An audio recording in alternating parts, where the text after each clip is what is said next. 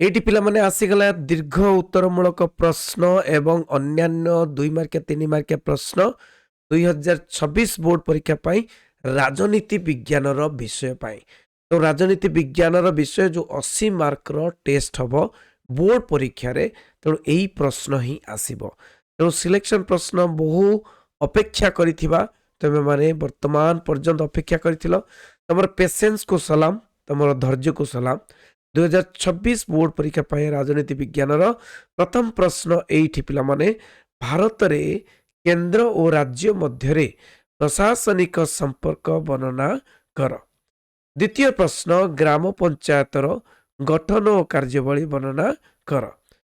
ତୃତୀୟରେ ପୌରପାଳିକାର ଗଠନ ଓ କାର୍ଯ୍ୟାବଳୀ ବର୍ଣ୍ଣନା କର। ଚତୁର୍ଥରେ ଆଞ୍ଚଳିକତାବାଦ କ'ଣ, ଏହା ଜାତି ଗଠନ ପାଇଁ କିପରି ଆହ୍ୱାନ ବର୍ଣ୍ଣନା କର। ପଞ୍ଚମରେ ଭାରତରେ ସାମ୍ପ୍ରଦାୟିକତା ବୃଦ୍ଧିର କାରଣମାନ ଆଲୋଚନା କର। ତାପରେ ଷଷ୍ଠ ପ୍ରଶ୍ନ ହେଉଛି ଆତଙ୍କବାଦର କାରଣ, ପ୍ରକାରଭେଦ, ନିରାକରଣ ପଦ୍ଧତି ବର୍ଣ୍ଣନା କର। ସପ୍ତମ ପ୍ରଶ୍ନ ହେଉଛି ଭାରତରେ ବିସ୍ଥାପନ ଆନ୍ଦୋଳନ ସମ୍ବନ୍ଧରେ ଏକ ପ୍ରବନ୍ଧ ଲେଖ। ଅଷ୍ଟମ ପ୍ରଶ୍ନ ପ୍ରାୟତଃ ରିପିଟ୍ କରେ, ତ ଭାରତରେ ନାରୀ ସମସ୍ୟା, ନାରୀ ଅଧିକାର, ସୁରକ୍ଷା ଆନ୍ଦୋଳନ ସମ୍ବନ୍ଧରେ ଏକ ପ୍ରବନ୍ଧ ଲେଖ। ନବମରେ ମାନବ ସୁରକ୍ଷା ସମ୍ବନ୍ଧରେ ଏକ ପ୍ରବନ୍ଧ ଲେଖ। ଦଶମରେ ପରିବେଶ ଆନ୍ଦୋଳନର ଲକ୍ଷ୍ୟ, ବିକାଶ, ଯଥାର୍ଥତା ବିଶ୍ଳେଷଣ କର। 11 ନମ୍ବର ଭାରତରେ ବୈଦେଶିକ ନୀତିର ମୌଳିକ ବୈଶିଷ୍ଟ୍ୟ ଗୁଡ଼ିକ ବୁଝାଅ। 12 ନମ୍ବରରେ ଭାରତ ଓ ଚୀନ ସମ୍ପର୍କ ଉପରେ ଏକ ନିବନ୍ଧ ଲେଖ।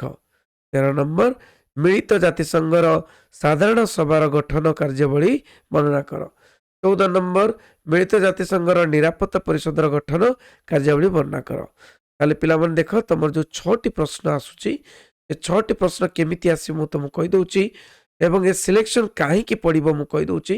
ଆମର ଯୋଉ ଟିମ୍ ତିଆରି କରିଛି, ଦେଖ ପିଲାମାନେ, ପ୍ରଥମତଃ ତମର ଏଇ ଯୋଉ 3ଟି ପ୍ରଶ୍ନ ଅଛି 1, 2, 3, ଏଇ ଭିତରୁ ଗୋଟେ ପ୍ରଶ୍ନ 100% ସିଓର ଆସିବ। ଦ୍ୱିତୀୟରେ ଆଞ୍ଚଳିକତାବାଦ, ସାମ୍ପ୍ରଦାୟିକତାବାଦ, ଆତଙ୍କବାଦ, ଏଇ 3ଟି ପ୍ରଶ୍ନରୁ ଗୋଟିଏ ପ୍ରଶ୍ନ 100% ସିଓର ଆସିବ। ତାପରେ ପିଲାମାନେ ଭାରତରେ ବିସ୍ଥାପନ ଆନ୍ଦୋଳନ, ନାରୀ ଆନ୍ଦୋଳନ, ମାନବ ସୁରକ୍ଷା, ଏଇଠି ମଧ୍ୟ ଗୋଟିଏ ପ୍ରଶ୍ନ ନିହାତି ଆସିବ। ଆଚ୍ଛା, ମାନବ ଶିକ୍ଷାକୁ ଛାଡ଼ିଦିଅ, ବର୍ତ୍ତମାନ ଭାରତରେ ବିସ୍ଥାପନ ଆନ୍ଦୋଳନ ହଉ, ନାରୀ ସମସ୍ୟା ଆଉ ଗୋଟିଏ ପ୍ରଶ୍ନ ଆସିବ। ତାପରେ ମୁଁ କହିଦେଉଛି ମାନବ ସୁରକ୍ଷା ସମ୍ବନ୍ଧରେ ଏକ ପ୍ରବନ୍ଧ ଲେଖ କିମ୍ବା ପରିବେଶ ଆନ୍ଦୋଳନର ଲକ୍ଷ୍ୟ, ବିକାଶ, ଯଥାର୍ଥତା ବିଶ୍ଳେଷଣ କର, ଏଇଟା ମଧ୍ୟ ଗୋଟିଏ ପ୍ରଶ୍ନ ଆସିବ। ତାପରେ ତମର ଜାଣିଛ ବୈଦେଶିକ ନୀତି, ତେଣୁ ଭାରତ ପାକିସ୍ତାନ ଲାଷ୍ଟ ଟାଇମ୍ ପଡ଼ିଥିଲା, ଭାରତ ଚୀନ କିମ୍ବା ବୈଦେଶିକ ନୀତି, ଏଇ ଦୁଇଟାରୁ ଗୋଟିଏ ପ୍ରଶ୍ନ ନିହାତି ଆସିବ। ଆଉ ମିଳିତ ଜାତିସଂଘ ସାଧାରଣ ସଭାର ଗଠନ କାର୍ଯ୍ୟାବଳୀ ବର୍ଣ୍ଣନା କର। ମିଳିତ ଜାତିସଂଘର ନିରାପତ୍ତା ପରିଷଦ ଗଠନ କାର୍ଯ୍ୟାବଳୀ ବର୍ଣ୍ଣନା କର, ଏଇ ଭିତରୁ ଗୋଟିଏ ନିହାତି ଆସିବ। ତ ପିଲାମାନେ ଏଇଭଳି ଭାବରେ 6ଟି ପ୍ରଶ୍ନ ତମର ଆସିବ, ନାଇଁକି?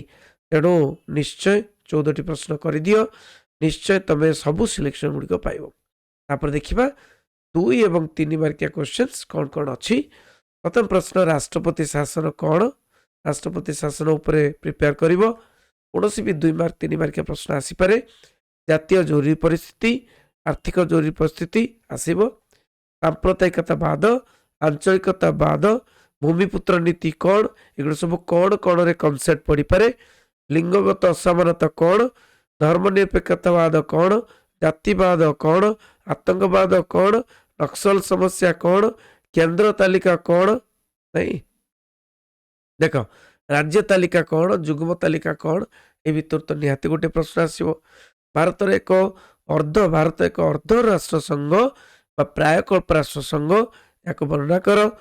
ପଞ୍ଚାୟତ ରାଜ ଆଉ ଅର୍ଥ ଆୟୋଗର କାର୍ଯ୍ୟାବଳୀ, ଗ୍ରାମ ପଞ୍ଚାୟତ କିପରି ଗଠିତ ହୁଏ, ଗ୍ରାମ ପଞ୍ଚାୟତର କାର୍ଯ୍ୟ, ସହରାଞ୍ଚଳ ସ୍ୱାୟତ୍ତ ଶାସନ ସଂସ୍ଥାର ଢାଞ୍ଚା କ'ଣ, କିମ୍ବା ପୌରପାଳିକାର କାର୍ଯ୍ୟ, ଗ୍ରାମ ସଭା, 73ତମ ସମ୍ବିଧାନ ସଂଶୋଧନ, 74ତମ ସମ୍ବିଧାନ ସଂଶୋଧନ। ପିଲାମାନେ ଦେଖ, ଏ ପ୍ରଶ୍ନ ଗୁଡ଼ିକ ପୂର୍ବରୁ ମଧ୍ୟ ପଡ଼ିଥିଲା, ଏବେ ମଧ୍ୟ ପଡ଼ିବ।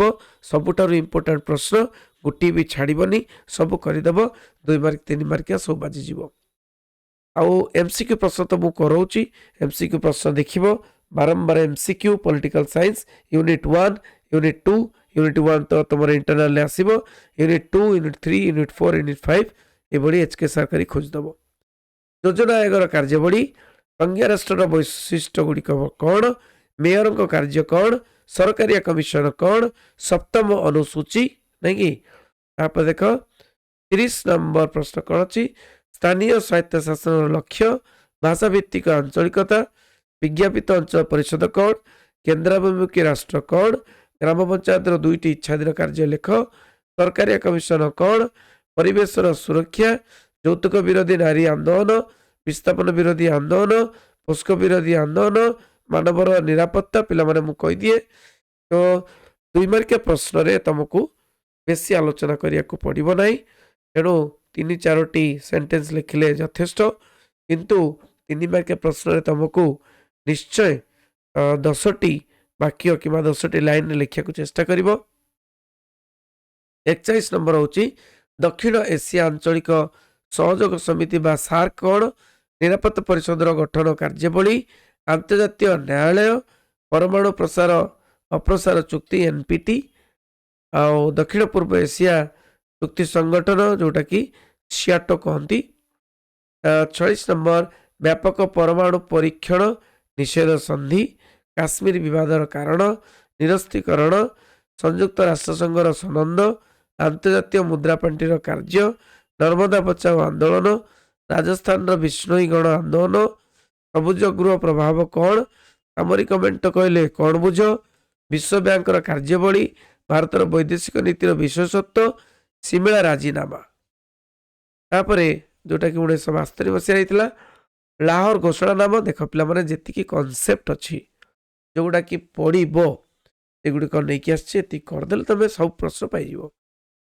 ତାସ୍କେଣ୍ଟ ରାଜିନାମାର ବିଶେଷତ୍ୱ, ଶୀତଳ ଯୁଦ୍ଧ, ଆନ୍ତର୍ଜାତିକ ମୁଦ୍ରାପାଣ୍ଠିର ପ୍ରମୁଖ ଲକ୍ଷ୍ୟ କ'ଣ, ନିସ୍ତବ୍ଧ ଉପତ୍ୟକା ଆନ୍ଦୋଳନ କ'ଣ, ଖଲିସ୍ତାନ ଆନ୍ଦୋଳନ କ'ଣ, ନିରାପତ୍ତା ପରିଷଦ କ'ଣ, ପିତୃପ୍ରଧାନ ସମାଜ କ'ଣ, ବିଦେଶ ନୀତି କ'ଣ, ମିଳିତ ଜାତିସଂଘର ମୁଖ୍ୟ ଲକ୍ଷ୍ୟ କ'ଣ, ସବୁଜ ଗୃହ ଗ୍ୟାସ୍ କ'ଣ, ପଞ୍ଚଶୀଳ, ଅର୍ଥ ଆୟୋଗ, ଭାରତରେ ପରିବେଶ ପ୍ରଦୂଷଣର କାରଣମାନ କ'ଣ, ସିମଳା ରାଜିନାମା କ'ଣ, ଗୋଷ୍ଠୀ ନିରପେକ୍ଷ ଆନ୍ଦୋଳନ କ'ଣ, କାର୍ଗିଲ ଯୁଦ୍ଧ କ'ଣ, କିମ୍ବା ଉଲ୍ଫା ଆତଙ୍କବାଦ କ'ଣ।